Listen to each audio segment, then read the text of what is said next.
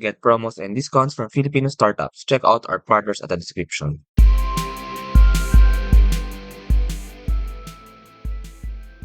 Limitless Lab is a Philippine social innovation company that uses strategic design thinking to create impactful solutions. Joey Cruz is founder at Limitless Lab. Hello, Joey. Welcome to Startup Podcast PH. We're very honored to have you here. How are you? Hello, Janet. Maraming salamat ulit sa pag-imbita sa akin dito sa Startup Podcast. Yeah, I'm good. Thank you so much for asking, and happy International Women's Month, no, to all our listeners. Kung babae man kayo or kung hindi man kayo babae, okay lang din. Happy International Women's Month. Yes. So itong episode na ito ay part ng ating series for International Women's Month. So this month, March, puro female ang ating mga guests dito sa podcast. And I'm very excited to know more about you, Joey, about your story. So medyo matagal ka na rin dito sa startup world, and you have Limitless Lab. So let's start with that. So ano nga ba, Joey, ang Limitless Lab? Ayan, no. So si Limitless Lab po, no, I started it way back in 2018, 2019.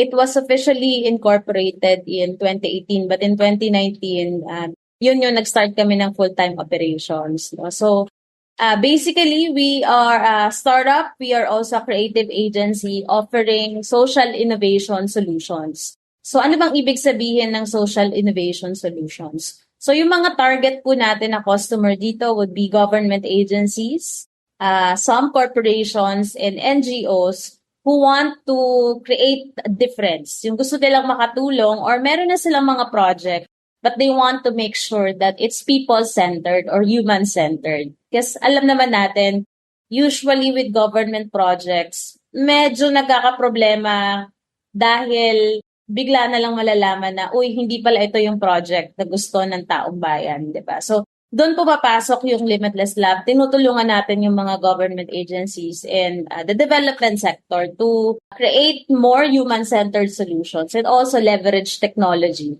during the process. Okay, ang ganda actually ng terms na ginamit mo. Ang dami actually terms dito. No, very unique actually I mean, I've been interviewing a lot of startups, pero very unique yung mga terms na ginamit mo. First, you are a creative agency.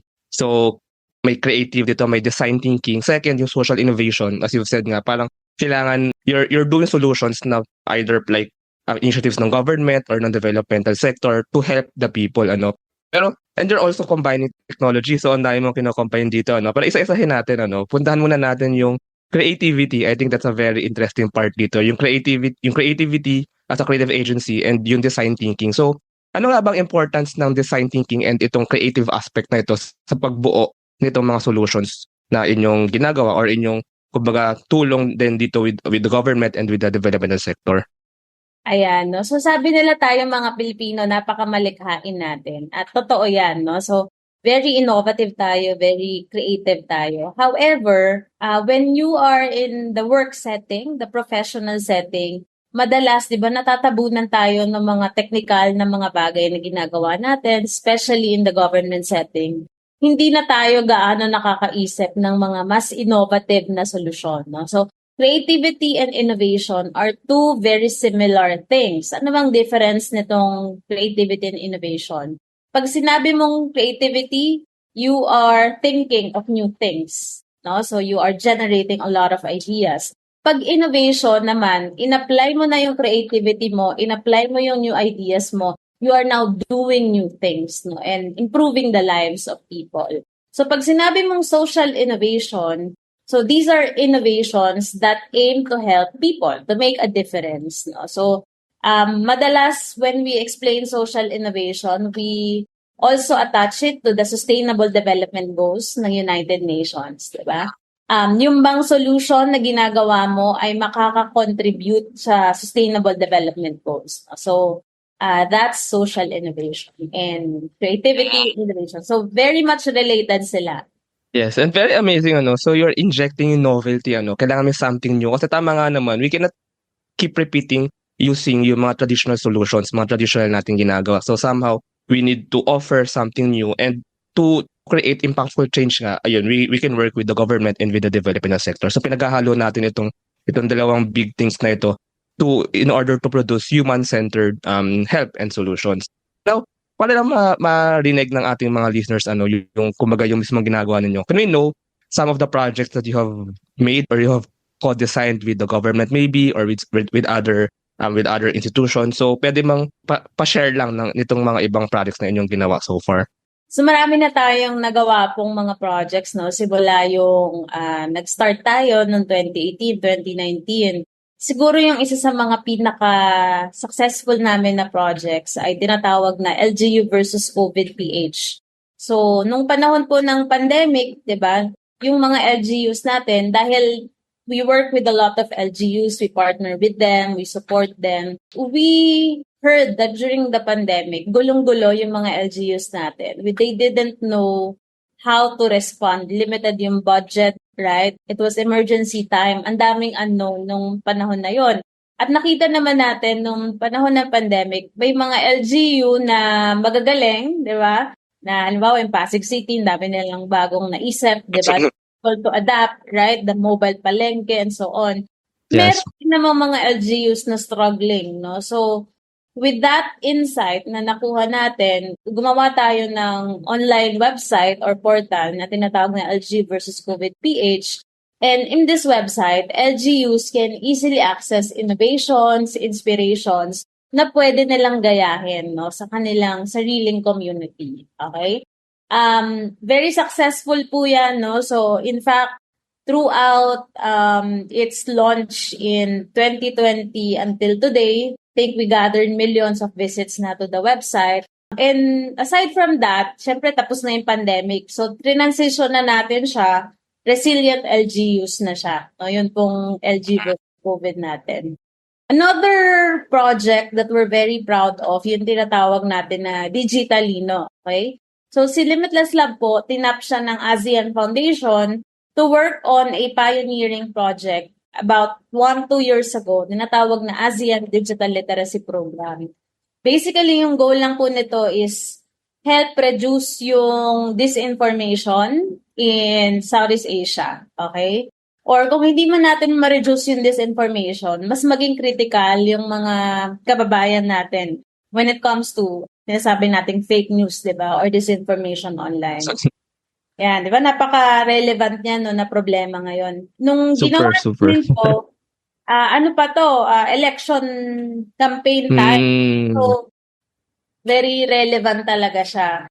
So, ginamit natin yung methodology na tinatawag na design thinking kasi sabi namin, okay, paano ba natin magagawa na ang issue ng disinformation ay malapit sa common Filipino? Kasi base sa mga interview namin, marami sa kanila, hindi nila naiintindihan. Nag-interview kami ng mga Grab driver. We wanted to empathize, di ba? That's part of innovation, no, ng human-centered design. So, gusto naming maintindihan saan sila kumukuha ng impormasyon. Okay? Ano yung mga behavior nila online? Bakit sila madalas maloko ng mga disinformation or fake news online? So marami tayong nakuha ng mga findings, halimbawa na lang yung tinatawag natin na bias, na yung cognitive bias. No? So minsan, tayong mga tao, pag meron ka ng pre-existing belief, right? When you see an information online, hindi mo na yung binubusisi kasi nagmamatch siya doon sa existing mo na belief. No? Yun yung tinatawag na cognitive bias. So marami tayong mga findings. So our job at that time was to create a course, short course na face-to-face, design na course na magagamit ng mga volunteers natin dahil may mga volunteer trainers tayo upang i-train yung mga kababayan natin sa probinsya, sa mga barangay, and so on. No? So, ang trabaho namin, kailangan maka 10,000 kami na matitrain ng mga tao. Pero sabi natin, okay, masyadong komplikado kasi 'di ba sinabi mo pa lang ASEAN Digital Literacy Program. 'Di ba? Parang pag sinabi mo 'yun sa kababayan natin sa barangay, parang duduguin na sila or sabihin nila ano 'yan, no? So kala nga nila pag sinabi mong digital literacy, ibig sabihin techie ka, marunong ka mag-smartphone and so on. No? But in fact, it's about learning how to access, validate, right? Information, discern information online, kung ano yung totoo, ano yung hindi. So, gamit ang social innovation, gamit ang design thinking, ang ginawa po natin is we created just a 2-hour course, okay, na storyfied and gamified para mas mag-resonate siya doon sa mga kababayan natin, okay? So, bakit 2 hours? Kasi may na-interview tayong Grab driver, sabi niya, bakit ako a-attend sa training na yan? Eh di sana ipampasada ko na lang, di ba? Para mabuhay ko yung pamilya ko. So may mga ganon, no? So, ganon po ang innovation. Kailangan titingnan mo ano ba yung behavior, ano yung motivation no, ng target users mo, di ba? Ang ginawa natin dito sa course, storyfied siya. So, pwede silang pumili ng character. 4 lang yung main lessons, no? And in-inject din natin yung mga elements ng culture natin. Halimbawa, may character doon na si Aling Marites. Ganyan, di ba? So, instead of it being a very boring technical discussion, no, naging siyang parang storytelling lang. Para ka lang nagkikwento, no, doon sa ating mga kababayan. And it was so successful. To date, it has been used to train about, I think, 25,000 plus Filipinos. Okay? Kasi may Wow. partner tayo dyan, no? Yung Break the Fake movement. And sa sobrang successful niya, meron tayong mga ibang kababayan meron tayong mga ibang kapitbahay in Southeast Asia na translate din Mm. yung mga materials to na ginawa natin. So, Oh. yan po yung gamit ng creativity, di ba? To bring change. Mm. Amazing, amazing. Actually, super inspiring yan itong mga ginagawa ninyo, Joey. I mean, very, very, very novel, first of all. Now I understand yung ibig sabihin mo when you said novel solution. First of all, actually, kaya novel solution kasi new problem din yung inyong sinosolve, like COVID. I mean, we're very Yes. inexperienced nga, lalo nung dumating yung pandemic. So, kailangan din ng mabilis sa pag-iisip ng paggawa ng effective na solution. And second yan, yung digital misinformation, it's also a very new threat sa ating society ngayon. So, kailangan nga rin ng mga novel solutions. And ang ganda nung ginawa ninyo na you're really doing social innovation kasi as you said nga, hindi lang basta-basta training na lecture, ganyan, online lecture.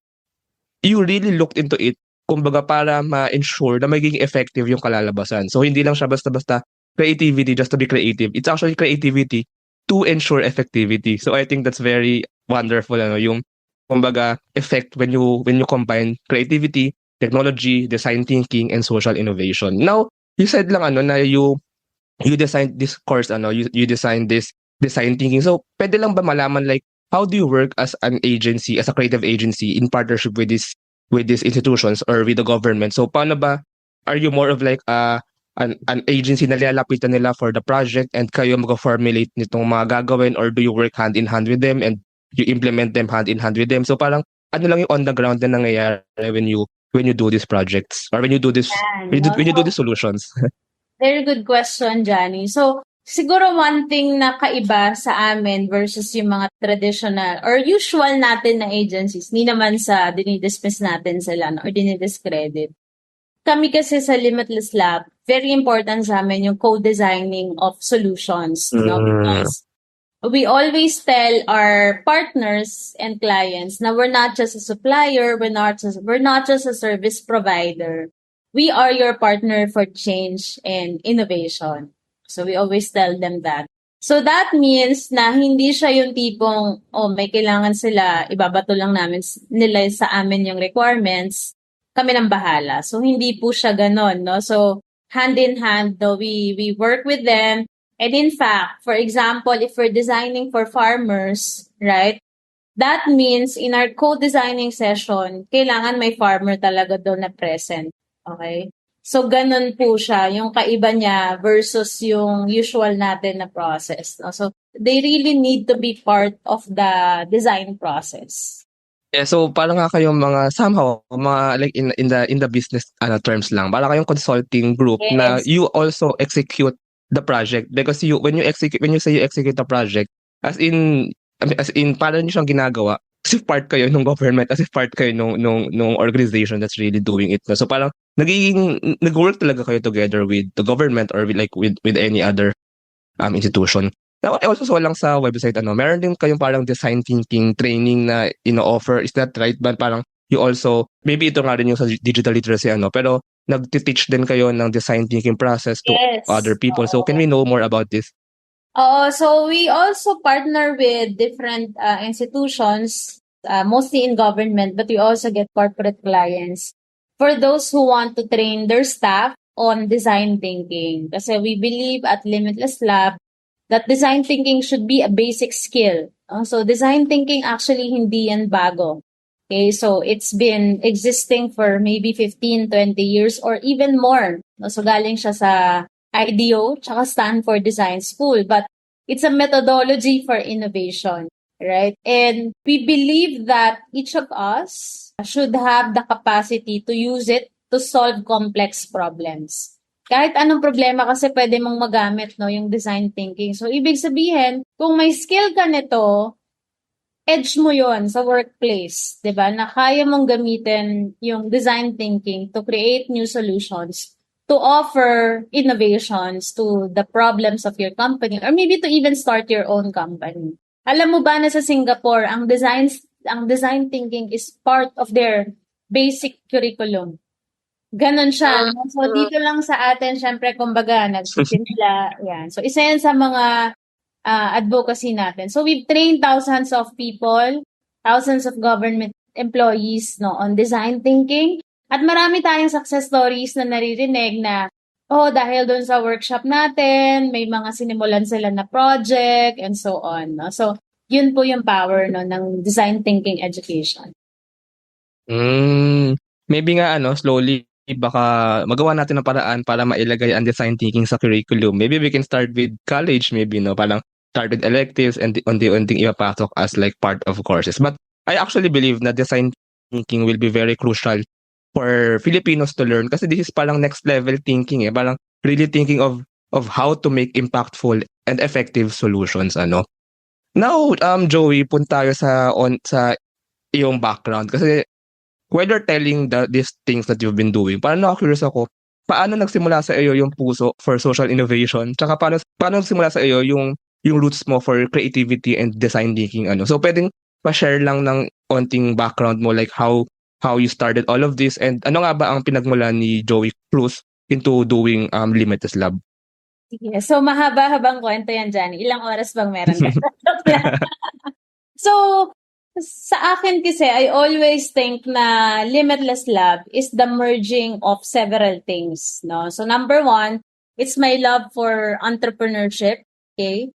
Number two is my love for social development, okay? Number three is my love for design. And then lastly is my love for technology. Okay, so let's start first with my love for Marami entrepreneurship. yun. Yan, marami. Apat. So, kumbaga, merging talaga siya nung tatlo, no? So, si Limitless Lab yun nasa gitna.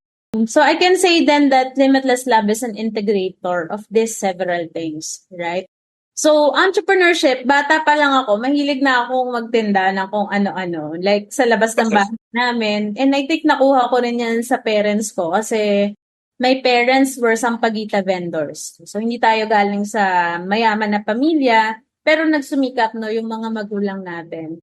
So, naalala ko tuwing kailangan ko ng extra baon or may gusto akong bilhin pero ayaw akong bigyan ng nanay ko.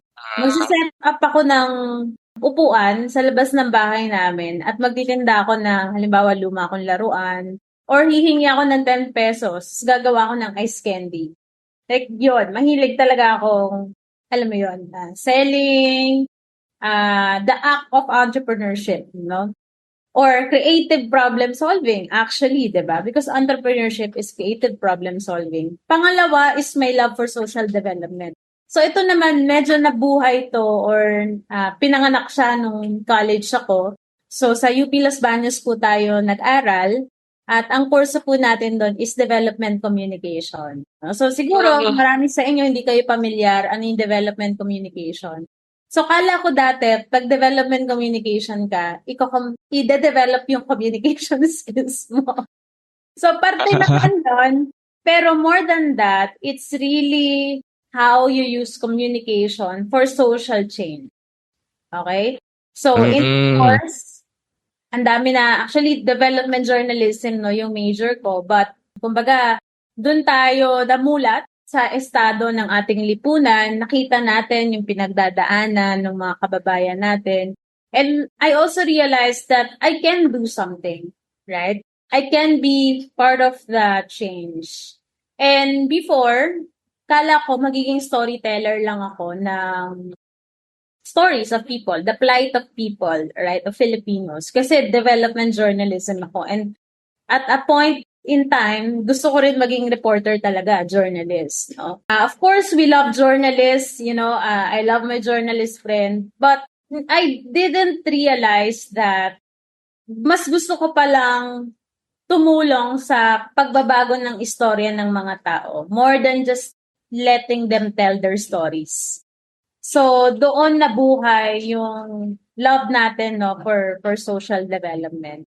And then next would be my love for design, right? So when I was in college then, dahil hindi naman tayo galing sa mayamang pamilya, so natuto tayong, kasi creative naman ako, no? So anything na gusto kong matutunan, pag-aaralan ko, tapos matutunan ko siya. So nung bata ko, word art pa lang, ganyan, di ba? Natuto ako Classic. mag-Photoshop nung college. So sabi ko, wow, okay pala to. May talent pala ako dito. So nag-improve tayo. Naging graphic designer ako. Tapos, kumbaga, ginawa ko rin siyang racket. Minsan yung mga professors ko, nagpapagawa ng logo, nagpapagawa ng layout, ganyan. Pero at that time, hindi ko alam na there's so much more to design than just graphic design. Hindi ko pa rin alam yung design thinking, hindi ko yan alam, no? So later on ko na lang siya na-discover nung nag-work ako sa DICT or DOST-ICTO at the time na ang dami palang pwedeng application ng design or design thinking, especially in how we can come up with new solutions. And doon papasok yung last one, no? Yung love for technology. So, bata pa lang din ako, pahilig na akong magkutingting ng kung ano-anong electronics, ganyan. Or yung, hindi ko magana yung desktop namin, so bubuksan ko siya, tapos kakutingtingin ko yung mga laman nun, or magda-download ako ng mga desktop apps, di ba? Yung panahon natin, ano pa yan? Yung DSL, yung tu, di ba? Yung mga ganon. Di ba? Yes, yes. Naabutan mo ba yan? On. So, yun yung storya, no? So, merging talaga siya. And then, when I discovered the startup industry in 2014, so DICT ako noon, bagong-bago pa lang yung startup industry, right? So, actually, ang trabaho ko noon is to support startups, to organize workshops, to organize roadshows promoting technopreneurship. So, nung nag-leave ako ng DICT, so laking pasalamat ko sa trabaho ko noon kasi ang dami kong nakilala. Na-inspire ako na pwede ka palang gumawa ng sarili mong company and pwede kang kumita, pwede kang tumulong sa iba, right? And do something you are passionate about. Actually, ang ganda ng iyong narration, Joey. For me nga, pala nakita mo na ang iyong ikigai. So, sa mga nakikinig dyan, baka alam nyo ang concept ng ikigai, yung parang nami-mix nyo yung passion niyo, yung gusto nyo gawin, and it also somehow can make you live, Kumbaga, it really is your purpose. It really is what you want to do in life. So, na-combine mo si entrepreneurship, social innovation, design, and technology. And actually, very close ito sa principles, kumbaga, ni Startup Podcast BH. So, actually, yung two words din na gustong i-promote ng podcast sa Philippines ay entrepreneurship and innovation. So medyo very close talaga ang ating ang ating passions, Pero now, you've built this as a company, you've built this as an organization, si Limitless Lab. You said na you came from the ICT pero you built this company, you built this organization. So how was the story, transitioning from working there and now to building your own company? And how did you form the team? How did you get your partner? So medyo amazing actually na you got this projects, you got this partner. So pwede bang pa-share din nung part na iyon ng iyong kwento? Sige. So I've been in the professional world, no, or in the working world for about 10, 11 years now. And actually, mabilis lang ako sa DICT, no? So sabi ba, pag innovator ka, you experiment, right? And that's what actually I did. No? So after I left the ICT, I was there for roughly 2 years. I experimented. Nag-work din ako sa isang NGO, tinatawag na Animation Council of the Philippines. So I was the deputy ED for some time. And then after nun, so sabi ko sa sarili ko, okay, parang my calling talaga is entrepreneurship, no? But at that time, I was so young, napakabata ko. 23 lang ako noon.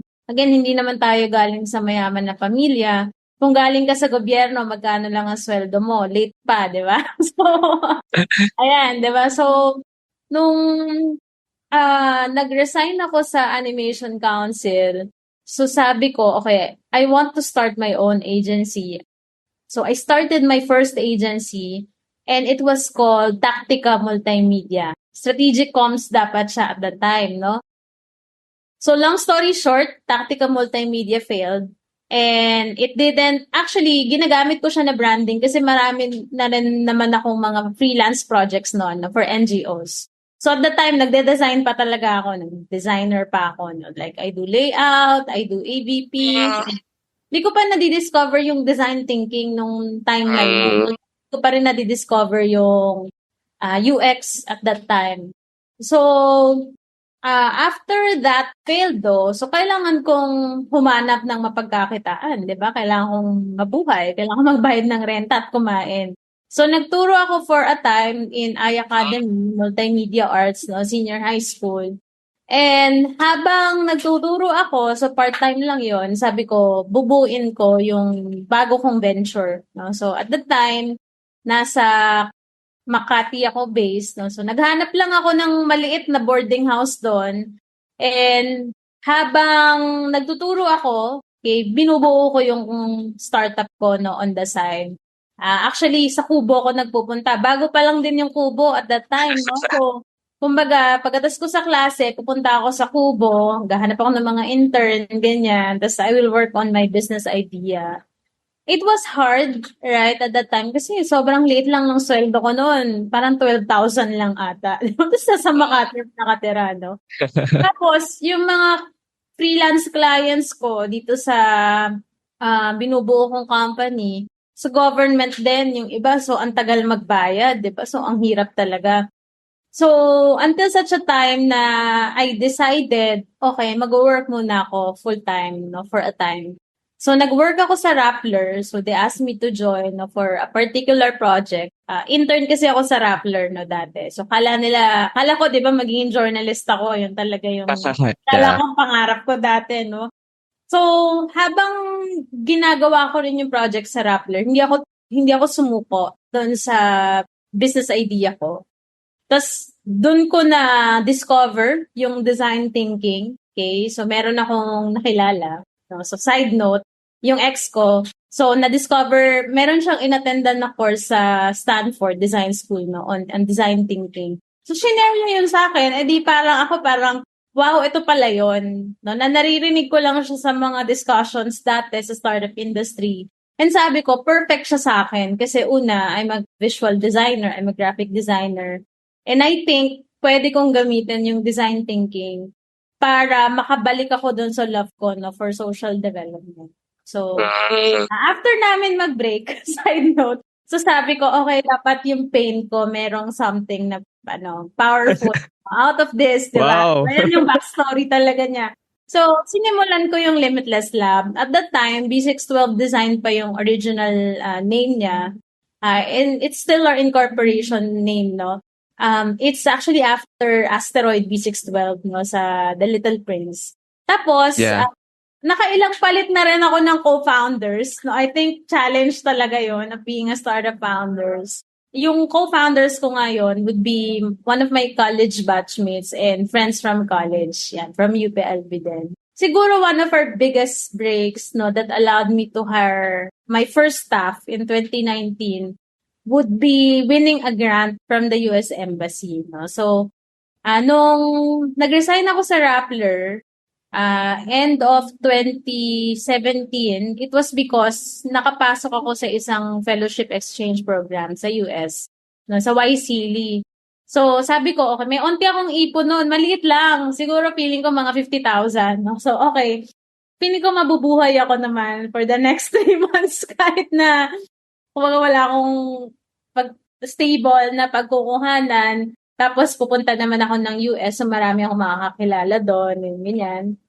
So yun. So I followed my gut and I joined. Tas a year after, nakakuha kami ng grant. Maliit lang din yung grant namin, hindi ganun kalaki. Pero naging siyang panimula, no, para makapag-hire ako, makakuha kami ng more projects. And dati rin, nung nagsisimula, syempre, sobrang mura pa nung mga rates namin, no, versus yung sa mga nauna na mga similar yung ginagawa kagaya sa amin. Pero determined ako kasi alam mo naman bilang isang babae, mas challenging din yung mga pinagdaanan natin. Hindi kasi seryoso, 'di ba? Or syempre mga government officials yung kaharap mo, 'di ba? So kahit na may experience ako sa government before, 'di ba? Kausap ko is mga matataas na tao. Meron pa rin yung doubt na sino ba to, 'di ba? Na sino ka ba, bago ka lang, ganyan. Lalo na napakaliit ko, 'di ba? Hindi naman ako matangkad, 'di ba? Parang kailangan ko skills palagi, ganyan. So, bilang International Women's Month, no? So, meron talaga kayong pagdadaanan na maraming challenges. Bagay yung tinatawag natin na double standards, no? Especially, kung mahirap na nga mag-start a founder, lalo pa kung babae ka, 'di ba? Na female entrepreneur. But I persevered and I was lucky enough because I surrounded myself with people who supported me, no, who believed in me. And I think isa yun sa mga pinaka-importanteng naging part din no, nung success namin sa Limitless Lab. First of all, salamat, Joy, for sharing your story. It's actually a brave act then to share your story. Sana mapakinggan ito ng mga female entrepreneurs, female founders. Kumbaga para din ma-share yung story mo on how you kumbaga battled all these challenges, And yung kinukwento mo kanina, grabe pala talaga ang kumbaga madadaanan ng isang entrepreneur. You really have to take the risk despite all the challenges. Posibleng maging rewarding pero it's really kumbaga may kakaiba talaga ng risk dito when you're trying to do something bigger. Now I'm curious lang so you already formed the team, you already have your co-founders. Kumbaga, how do you work as a team and how do you get these partners or these projects or kumbaga you've said nga no, na medyo mahirap talaga kumuusap ng mga government officials pero how do you quote unquote sell yourself to them and how do you find them kumbaga para mabuo itong mga co-design projects na itong mga design thinking things that you do so ayun lang pwedeng pa-share lang ng how you execute really or how you do things really at Limitless Lab. Sige. So, we are a digital first organization. So, ibig sabihin, lahat halos, no, remote naman namin na ginagawa. Although may office kami, I invested in an office 2 years ago na medyo patapos na yung pandemic. Mostly remote pa rin talaga. No? And kaya naman, di ba, sa generation natin ngayon. No, mas madali pa nga minsan kasi walang commute.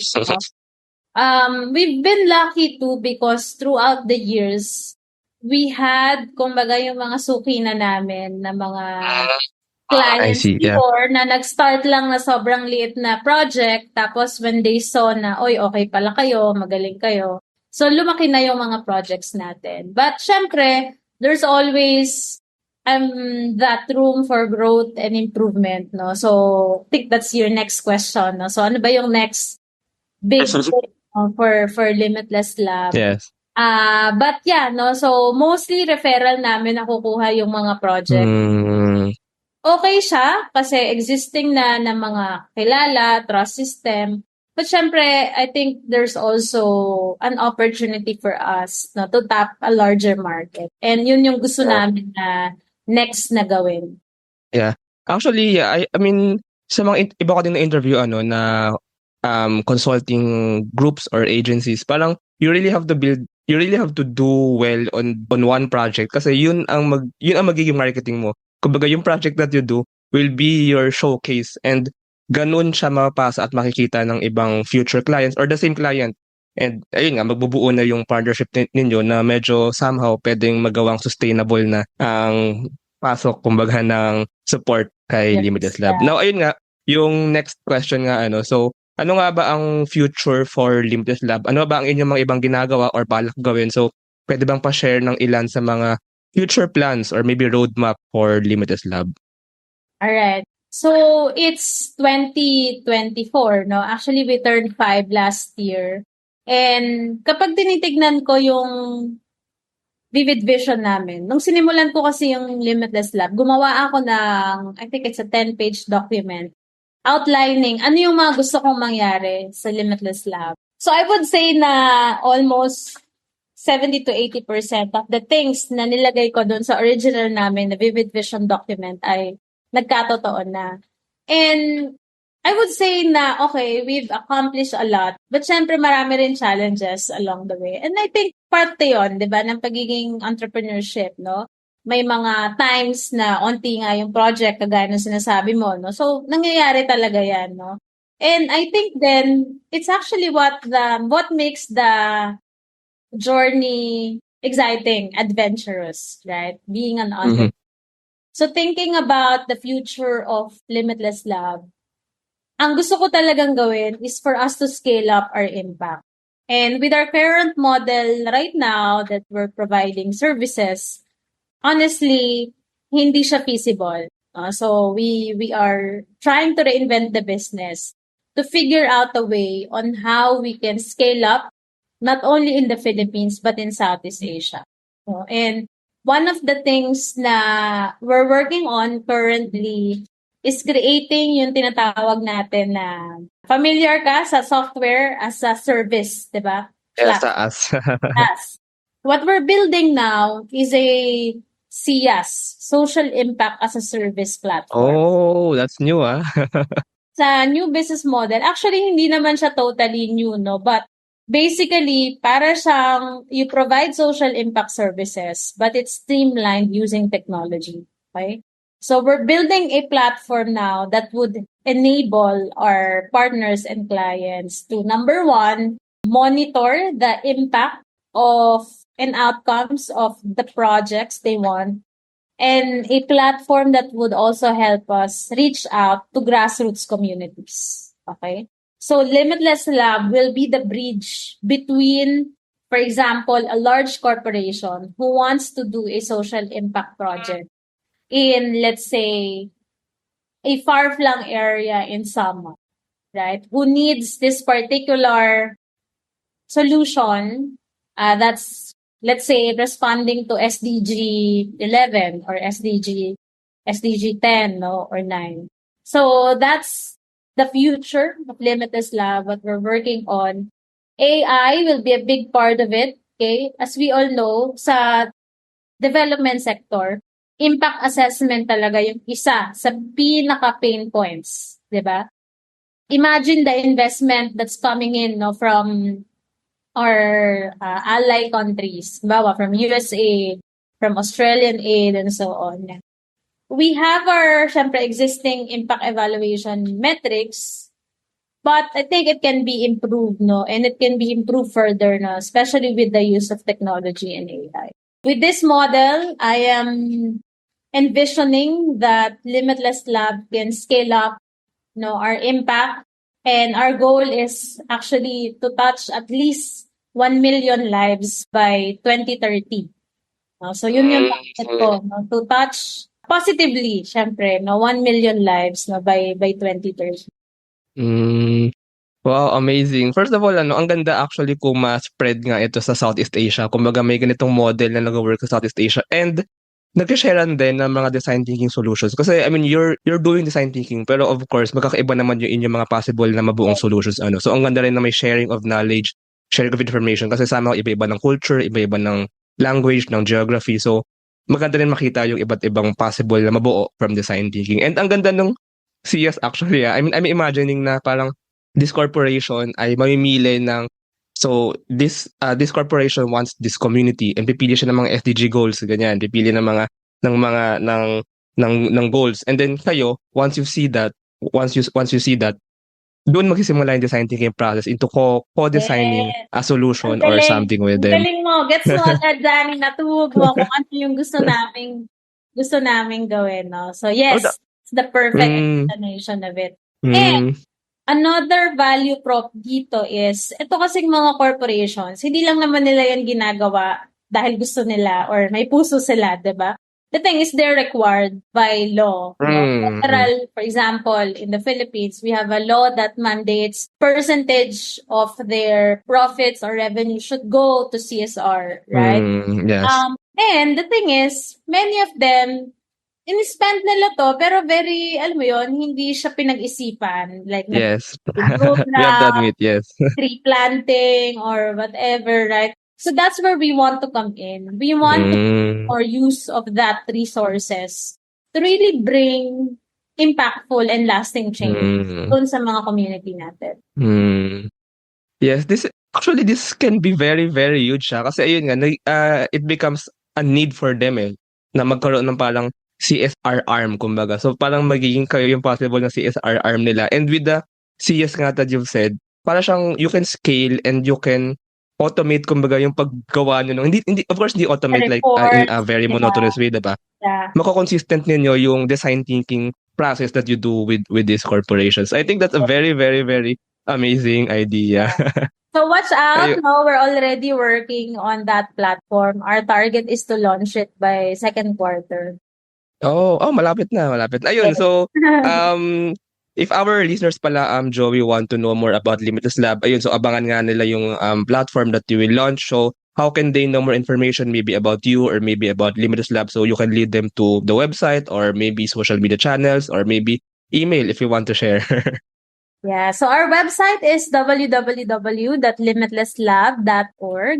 So if you want to connect with us, so you can book a free call for consultation in the website. We also have, of course, our Facebook and Instagram. So that's facebook.com/The Limitless Lab.